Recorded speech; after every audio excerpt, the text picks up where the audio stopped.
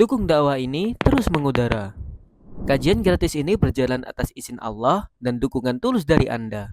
Bersama kita sebarkan kebaikan seluas-luasnya. Yuk jadi bagian dari tim kebaikan kami dengan mendukung operasional dakwah. Jazakumullahu khairan kasiran. Alhamdulillah kaum muslimin rahimahullah. Kita lanjutkan pengajian hadis dari kitab Ma'alimus Sunnah karya Syekh Shalih Ahmad Asy-Syami hafizahullah taala, dan kita masih membahas tentang at-tibb atau pengobatan yang diajarkan oleh baginda Rasulullah sallallahu alaihi wasallam. Dan kita sudah sampai pada pembahasan tentang wajah 2880 ya, tentang tahun ya. Ini tahun kemarin. Hadis 2880 dari Aisyah radhiyallahu anha, istri Nabi sallallahu alaihi wasallam bersabda, "Sa'altu, aku bertanya kepada Rasulullah sallallahu alaihi wasallam tentang wabah penyakit yang mematikan. Fa akhbarani annahu, maka beliau mengabari saya bahwasanya wabah penyakit yang mematikan itu adalah adzabun, suatu siksaan yang ba'athullah, yang Allah kirimkan siksaan itu ala man yasha, kepada siapapun yang Allah kehendaki. Wa anna, dan bahwasanya Allah itu ja'alahu, menjadikannya rahmatan, rahmat lil mukminin, bagi orang-orang yang beriman.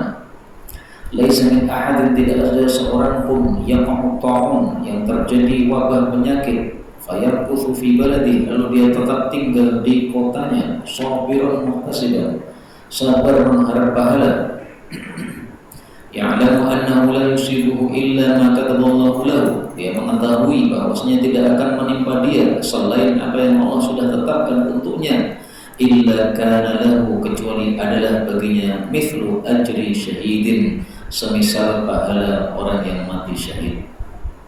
Kaum muslimin rahimani wa rahimakumullah, dari hadis ini kita ambil dua pelajaran. Pelajaran yang pertama, bahwasanya satu hal itu bisa dua makna. Ta'un itu bagi orang-orang kafir Allah jadikan sebagai azabun, siksa. Tapi bagi orang-orang beriman Allah jadikan sebagai rahmatan. Musibah juga begitu. Ada gempa ya. Nah, itu bisa jadi siksa, bisa jadi rahmat, tergantung untuk siapa. Kita sedang berada di masjid, kemudian terjadi gempa, masjidnya rontok, akhirnya kita mati di masjid. Rahmat atau siksa? Rahmat insya Allah ya. Mati kondisi sholat di masjid, insya Allah husnul khatimah. Kemudian yang kedua, hadis ini menunjukkan bahwasanya orang yang mati karena wabah penyakit itu mithlu ajri syahid, mendapatkan pahala seperti orang mati syahid. Nah, ini kata-kata ini menjelaskan hadis yang lain di mana Rasulullah mengatakan mati karena wabah, mati syahid. Bukan berarti betul-betul syahid 100% sama dengan orang yang dibunuh di medan perang, bukan ya. Tapi pahalanya sama dengan orang yang mati syahid. Sebagaimana kita temukan dalam hadis yang lain, Rasulullah SAW bersabda, "Asy-syahadatu sab'un siwa al-qatli." Mati syahid itu ada 7 selain terbunuh di medan perang. Nah, kemudian beliau sebutkan 7, salah satunya adalah wal matta'un, orang yang terkena wabah penyakit kemudian mati, itu matinya mati syahid. Maksudnya di akhirat kelak dikumpulkan termasuk orang-orang mati syahid sehingga pahalanya seperti mereka. Tapi kalau hukum dunianya sama dengan orang mati biasa, Pak. Sehingga tetap dimandikan jenazahnya, tetap disolatkan ya. Kalau mati syahid kan tidak dimandikan, tidak disolatkan ya. Nah, itu bedanya antara syahid yang asli dengan syahid yang pahala saja. Berikutnya 12, bab ijtinabi, menjauhi al-majdzum, orang yang terkena lepra. Ini contohnya, orang yang terkena lepra gambarnya seperti ini. Jadi ini satu penyakit di mana kalau mengenai seseorang maka akan rontok anggota tubuhnya satu persatu. Tiba-tiba hidungnya rontok, grodok, mulutnya rontok, bibirnya rontok, grodok, jari-jarinya rontok. Nah, itu lepra. Dan ini penyakit menular, Pak. Makanya kita disuruh menjauh. 2881 riwayat Muslim, dari Amr bin Syarid bin Suwaid Ats-Tsaqafi, dari bapaknya Syarid, dia mengatakan kana adalah fi wafdi Tsaqif, pada tamu-tamu kaum Tsaqif, rajulun majdzum, ada orang yang lepra.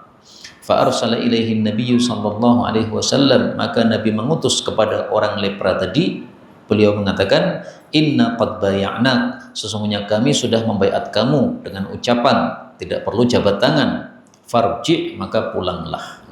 Nah, ini dalil bahwasanya Nabi pun tidak mau jabat tangan dengan orang yang berpenyakit lepra. Kenapa? Karena bisa menular.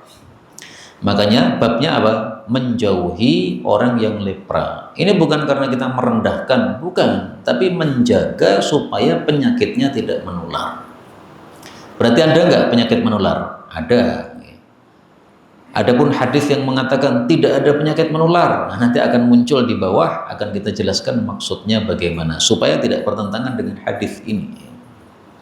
Adapun hadis yang mengatakan bahwa Nabi pernah ngajak makan orang yang sakit lepra, ayo makan bareng jamaah, nggak apa-apa sama saya, itu hadisnya dhaif, Pak, maka nggak bisa dipakai. Adapun yang benar hadis ini ya, Nabi nggak mau jabat tangan sama orang yang sakit lepra. Hadisnya diriwayatkan oleh Imam Tirmidzi dan yang lain-lain. Rasulullah melihat orang yang sakit lepra, diajak makan jamaah, kul bismillah, silahkan makan membaca bismillah, thiqatan billah, karena yakin kepada Allah, wa tawakkulan alaih, dan tawakal kepada Allah. Jadi makan sama kamu nggak apa-apa, nggak akan menular. Tapi hadisnya derajatnya dhaifun, nah, sehingga tidak bisa dipakai. Seandainya kita mensahihkan hadis itu, seandainya, karena sebagian ulama itu ada yang menerima hadis tadi, Pak, maka dua hadis ini bisa dikompromikan ya.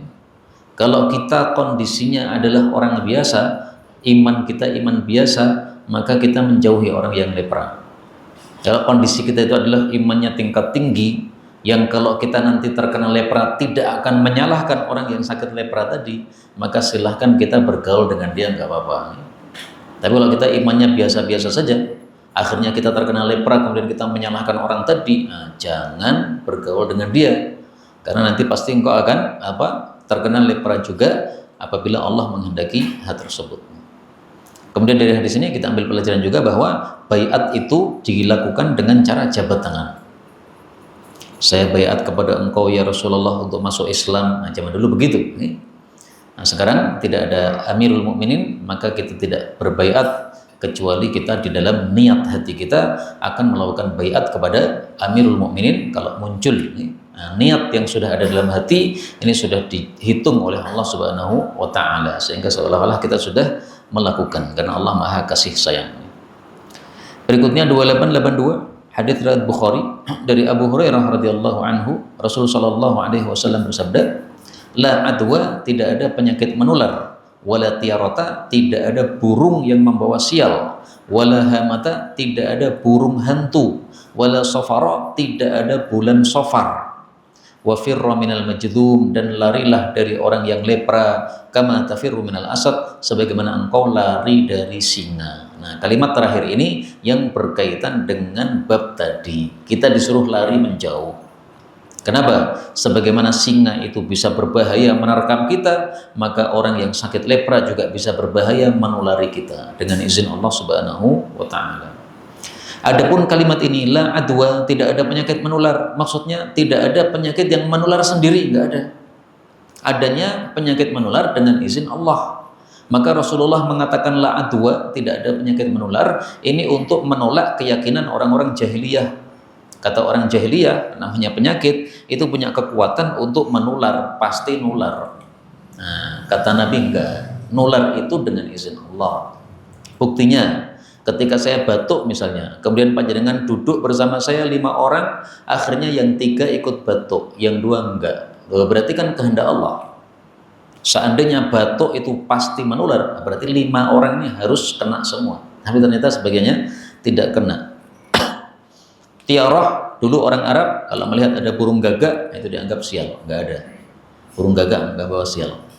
Hamah, burung hantu, dulu orang Arab mengira kalau ada pembunuhan maka akan keluar dari kepalanya orang yang dibunuh burung, namanya burung hantu. dan dia akan terus berteriak-teriak setiap malam sampai dibalaskan. Kalau belum dibalaskan, maka dia masih teriak-teriak. Berarti burung hantu adalah burung jadi-jadian. Ini menurut keyakinan orang Arab, Pak. Dibantah oleh Nabi, enggak ada. Kalau ada burung hantu, ya memang burung hantu betul. Memang dia burung asli, ya. Jadi bukan burung jadi-jadian. Tidak ada bulan Safar, maksudnya tidak ada sial di bulan Safar. Karena sebagian orang menganggap bahwa Safar itu bulan yang penuh dengan sial. Sehingga kalau menikah jangan di bulan Safar, nanti sial. Safar jangan di bulan Safar, nanti sial. Enggak benar. Enggak ada bulan sial, enggak ada. Enggak ada hari sial, enggak ada. Hari Rabu katanya sial, enggak ada. Ini salah satu makna untuk kata-kata Safar. Apakah ada makna yang lain? Ada. Silahkan lihat di dalam Al-Quran. Surat At-Taubah. Allah mengatakan, innaman nasiyyu ziyadatun fil kufr, atau nasi'u dua qiraah. Sesungguhnya tiada lain nasi itu adalah menambah kekufuran. Maksudnya apa? Nasi itu menunda. Bulan Muharram ditunda ke Safar. Muharram ini bulan haram, tidak boleh perang. Mereka kalau pengen perang di bulan Muharram, maka mereka mengundurkan Muharramnya kepada Safar. Nah, itulah yang dimaksud oleh Nabi, la Safar. Tidak boleh mengundurkan bulan Muharram kepada bulan Safar. Itu berarti ngotak-atik hukum Allah. Namanya Muharram, bulan haram, nggak boleh perang, ya sudah, jangan perang. Kalau pengen perang gimana? Tunggu dulu sampai Muharramnya selesai. Hadis ini diriwayatkan oleh Bukhari secara mu'allaq. Mu'allaq itu maksudnya tanpa sanad.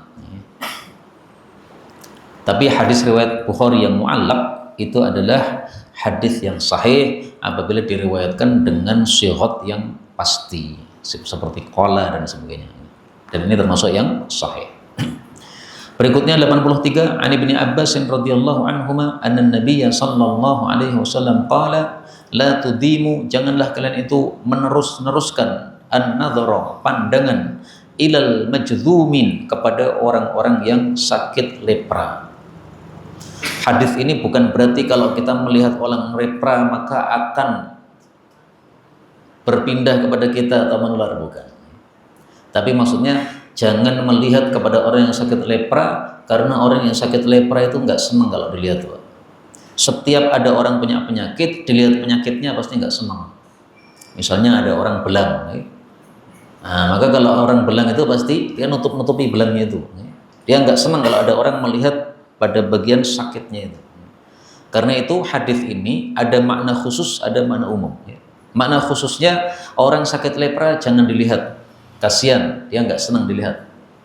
Makna umumnya, setiap orang punya sakit tertentu jangan diperhatikan sakitnya itu, seolah-olah kita nggak lihat. Misalnya batuknya bendol, Pak, nah, jangan kita malah delok batuknya terus, kasihan dia. Misalnya giginya itu nonong ke depan ini, nyerongot ke depan, nah, jangan dilihat giginya terus begitu, kasihan. Karena apa? Setiap orang punya kekurangan itu pasti tidak senang kalau kekurangannya diperhatikan atau dilihat oleh orang lain.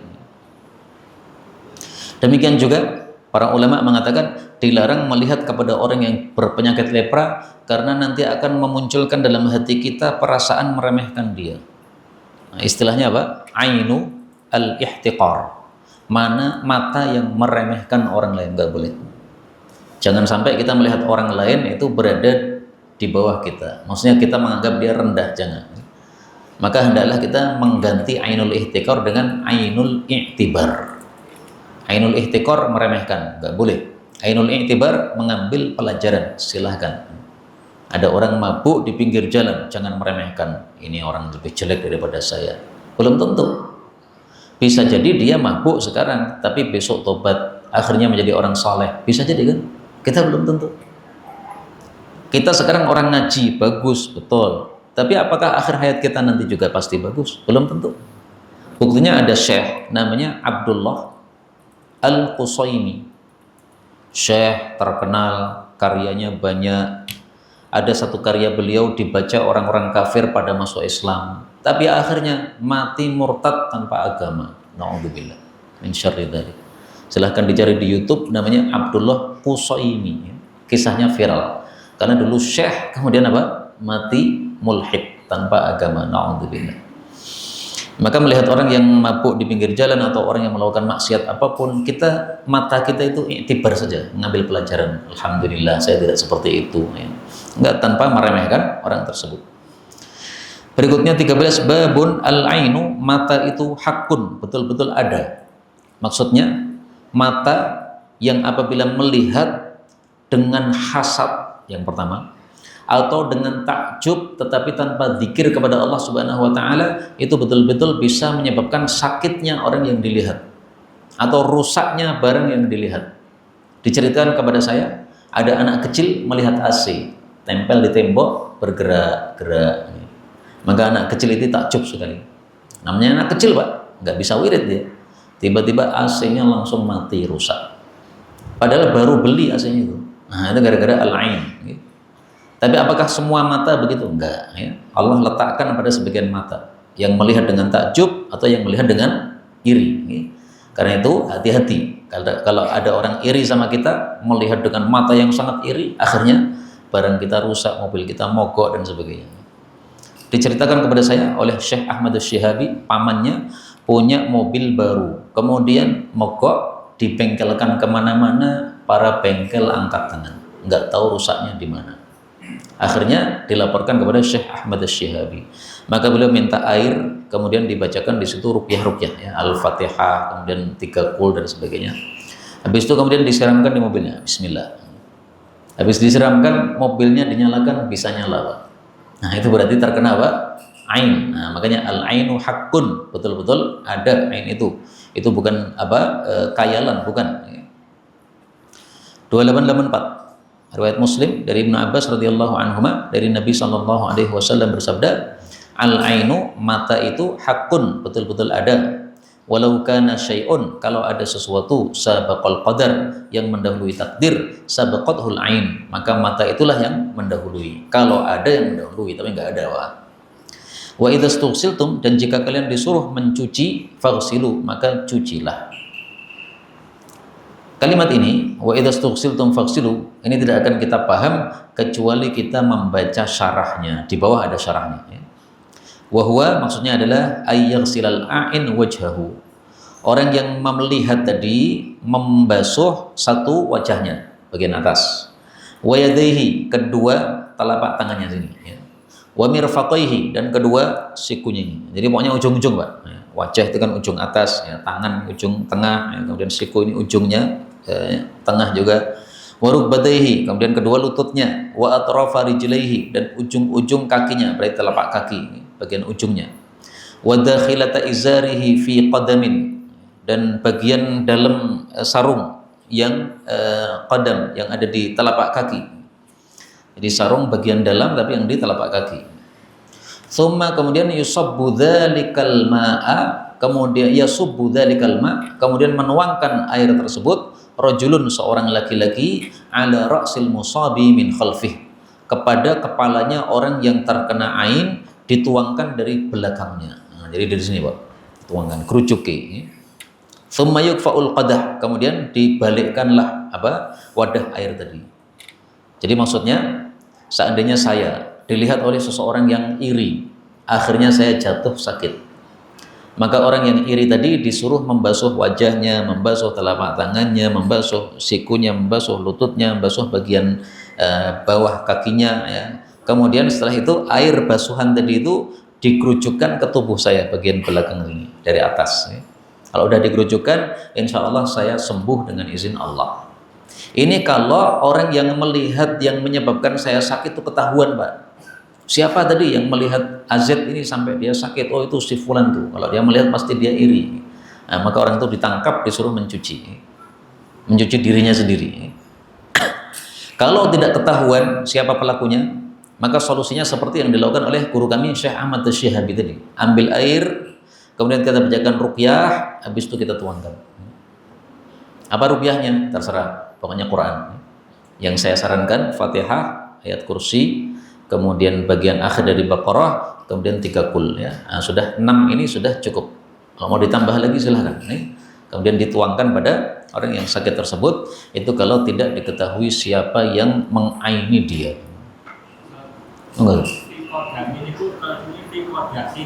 Oh, qadahin. Ya, salah berarti ya. Tapi saya ulangi lagi, wa dakhilata izarihi, dan bagian dalam dari sarungnya, fi qadahin, ya mencucinya pada satu wadah, bukan fi qadamin, berarti bukan yang di telapak kaki, bukan.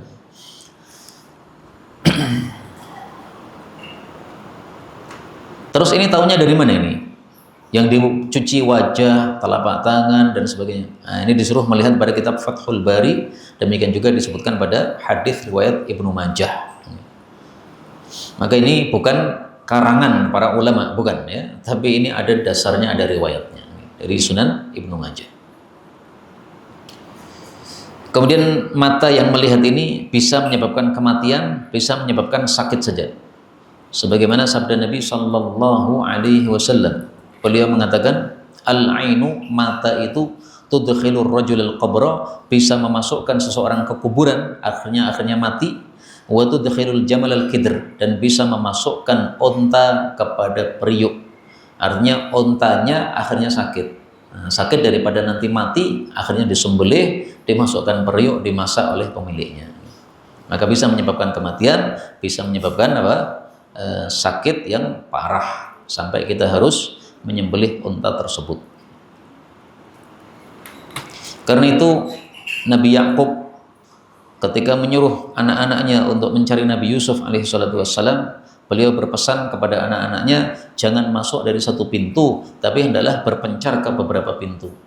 Kenapa? Karena terkenal anak-anaknya Nabi Yakub ganteng-ganteng. Nah, sehingga kalau rombongan ganteng-ganteng datang semuanya, orang nanti terpaku sama mereka, Pak. Ganteng-ganteng kabeh. Akhirnya karena takjub, tanpa zikir, bisa sakit semua, bisa mati semua. Maka disuruh apa? Pencar tadi. Berikutnya 885.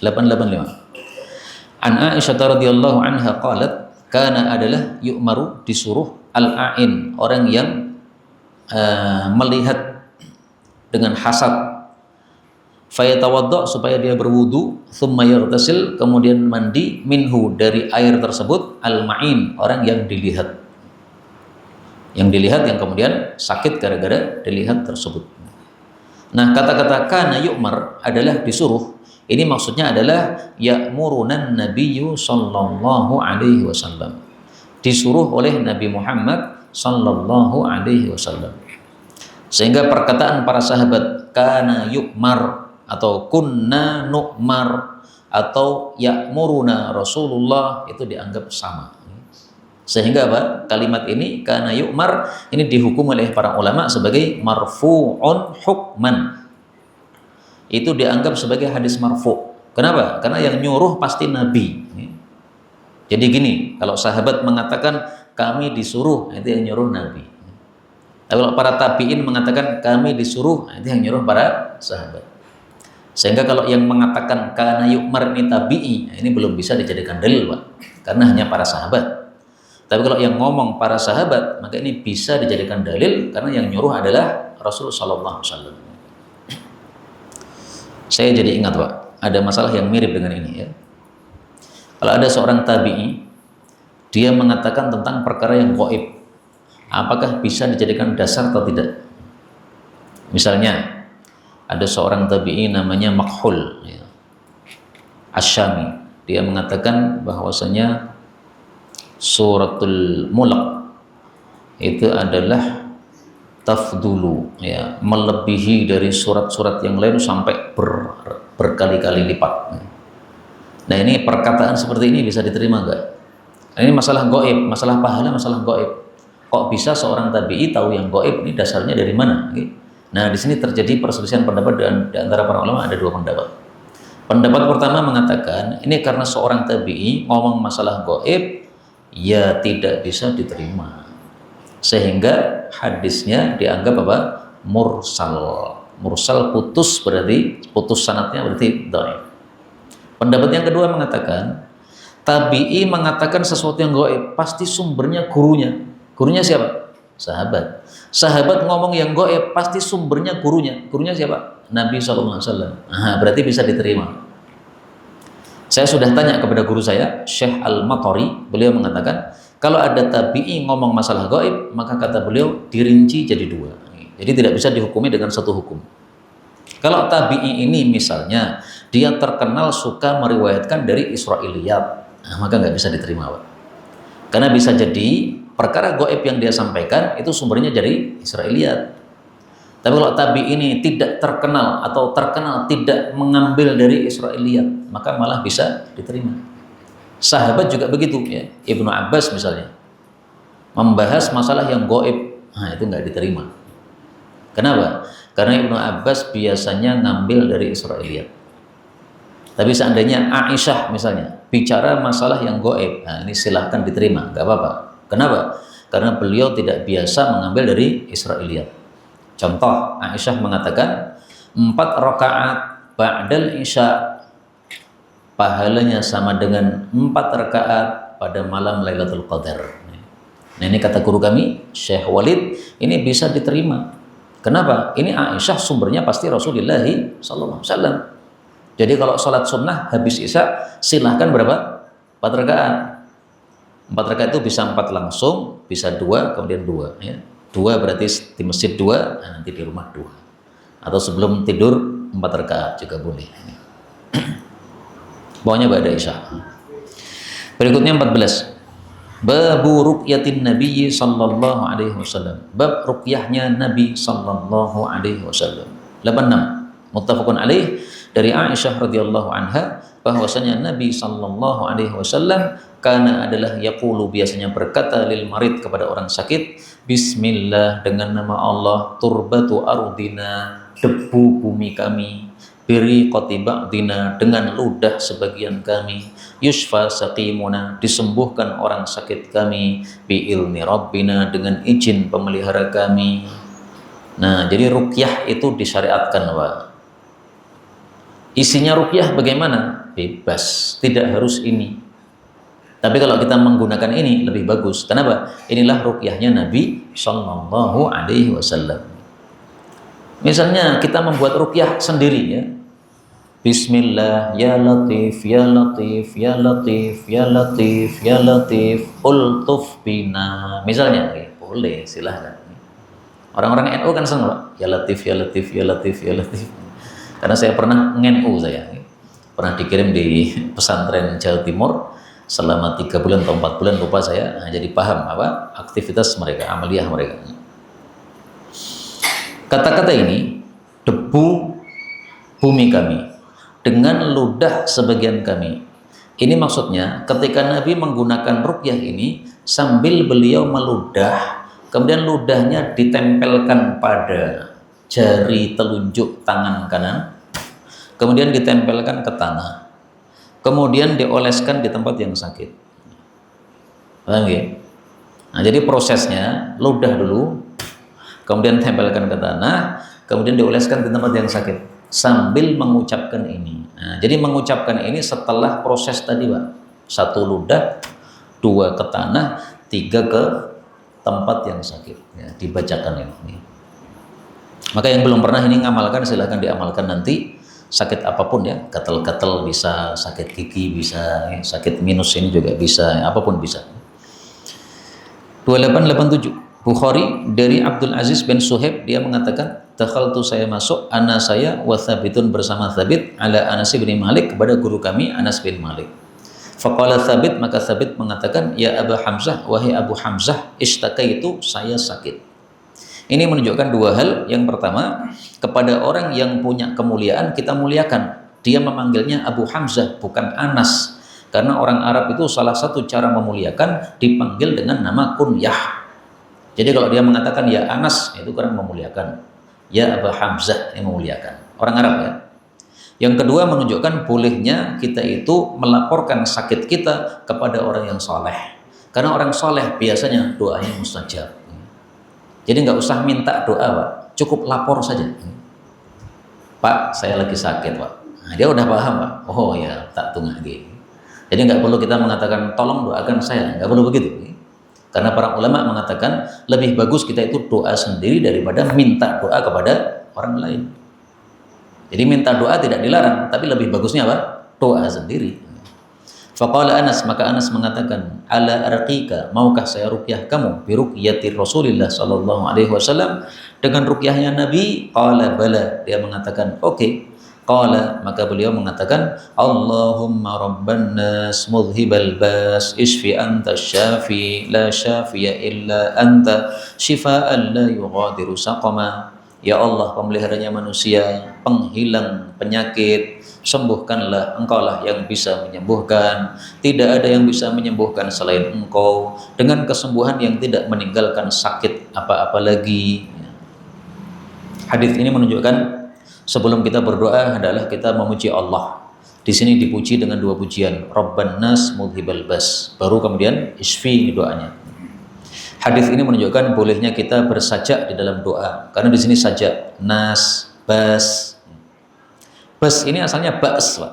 Bas. Nah, tapi supaya sesuai dengan sajak kalimat sebelumnya, maka dibaca bas.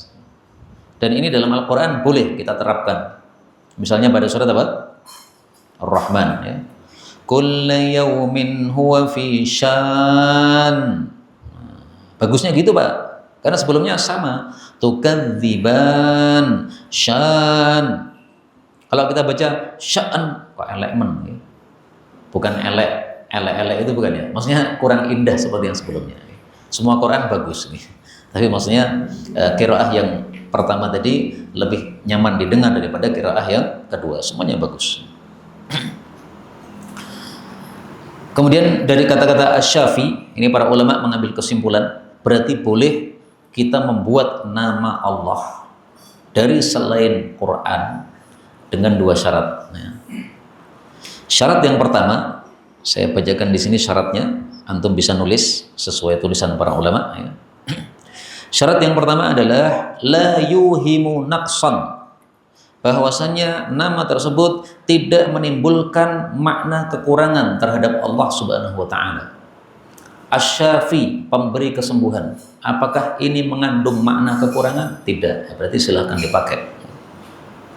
Tapi kalau kata itu mengandung makna kekurangan untuk Allah, jangan dibuat sebagai nama Allah Subhanahu wa taala.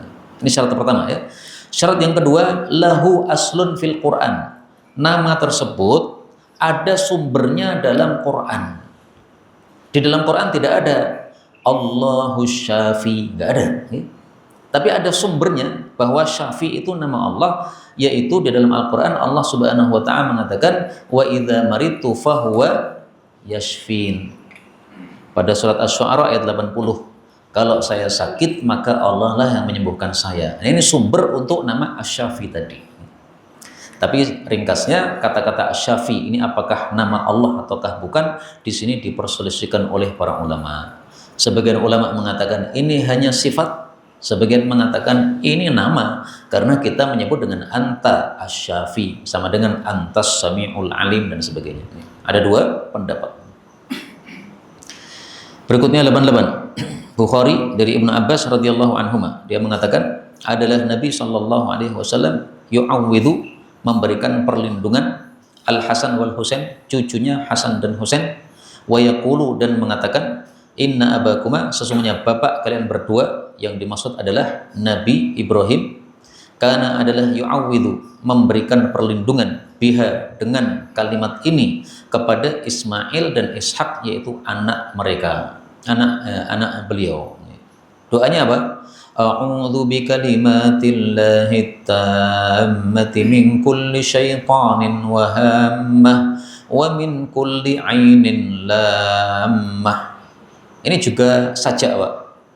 Karena di sini tammah, hammah, lammah.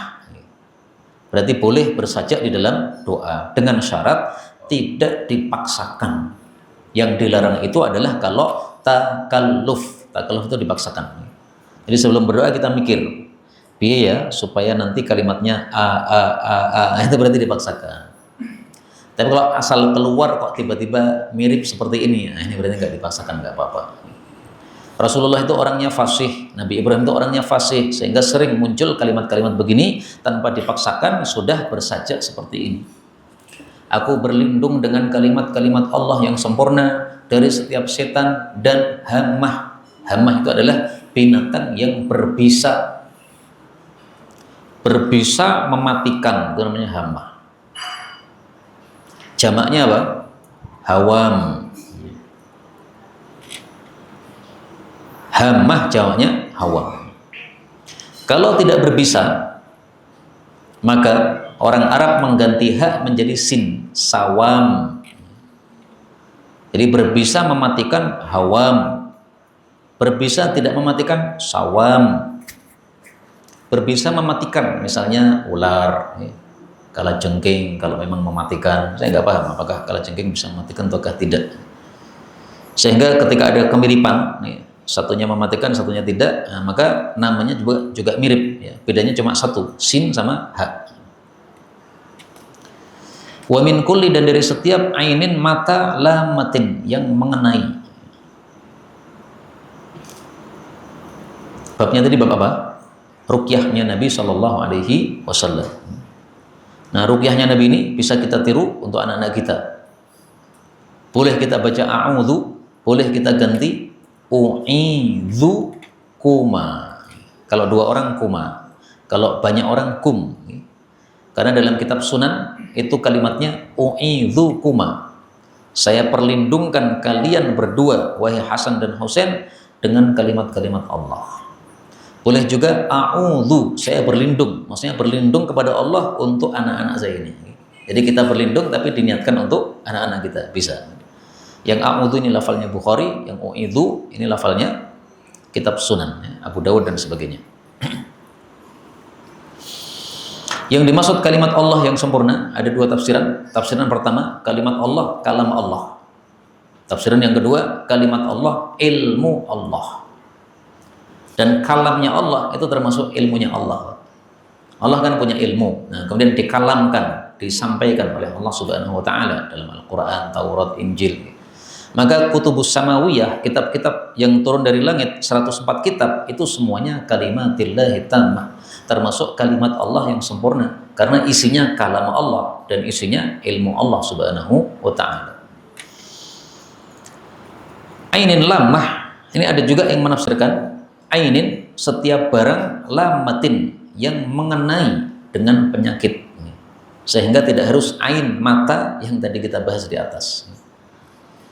Boleh kita tafsirkan seperti itu ya, karena ada yang menafsirkan begitu. 15. Bab ruqyati Jibril, bab ruqyahnya malaikat Jibril alaihi salam. Jibr artinya hamba Allah, berarti Jibril hamba Allah. 89. Riwayat Imam Muslim dari Abu Sa'id radhiyallahu anhu, bahwasanya Jibril datang kepada Nabi sallallahu alaihi wasallam lalu berkata, wahai Muhammad, ishtakaita, apakah Anda sakit?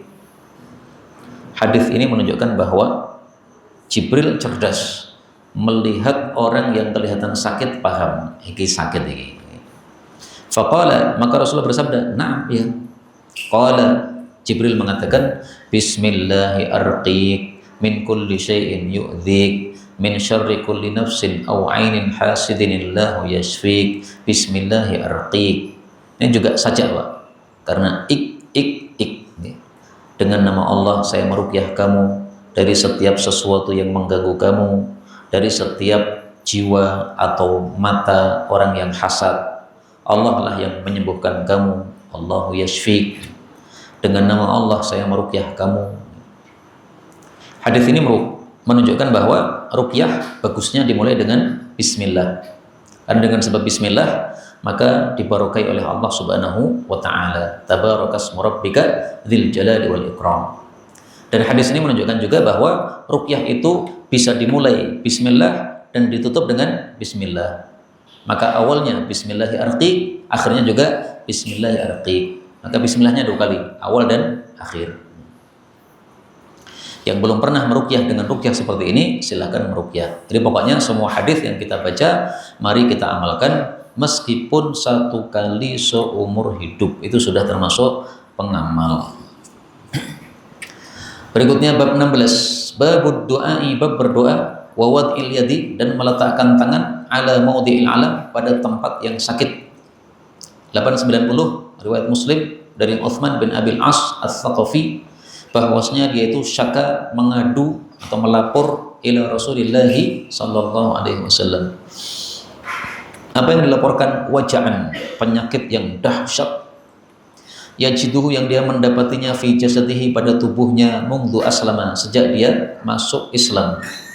Maka Rasul sallallahu alaihi wasallam bersabda kepadanya, "Dok, letakkan yadaka telapak tanganmu," maksudnya yang kanan, "alal ladzi ta'allam pada tempat yang terasa sakit min jasadika dari tubuhmu. Wa qul dan ucapkanlah bismillah bismillah bismillah sampai 3 kali.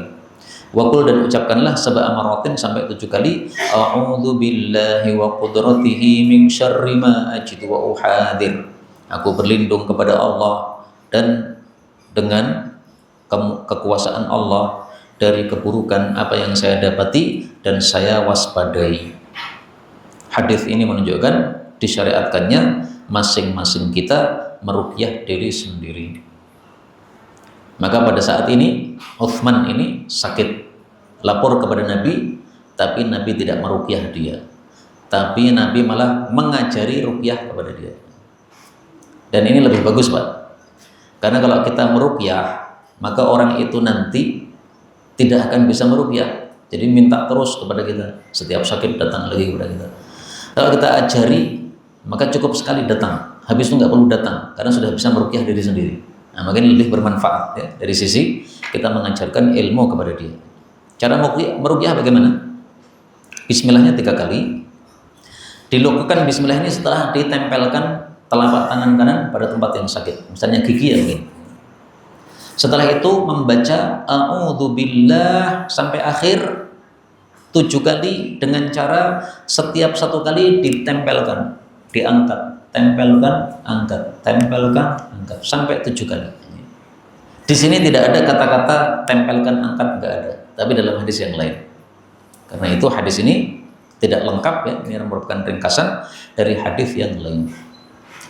Kemudian a'udzubillah ini boleh dibaca a'udzu biizzatillah. Riwayat Muslim billah, riwayat Sunan biizzatillah. Dua-duanya sahih. Dan dari kata-kata biizzatillah dengan keagungan Allah diambil pelajaran bolehnya kita berlindung kepada Allah, boleh juga berlindung kepada sifat Allah. Izzah ini sifatnya Allah. Maka selain boleh berlindung kepada Allah, boleh juga berlindung kepada sifat Allah. Sama dengan hadis sebelumnya tadi.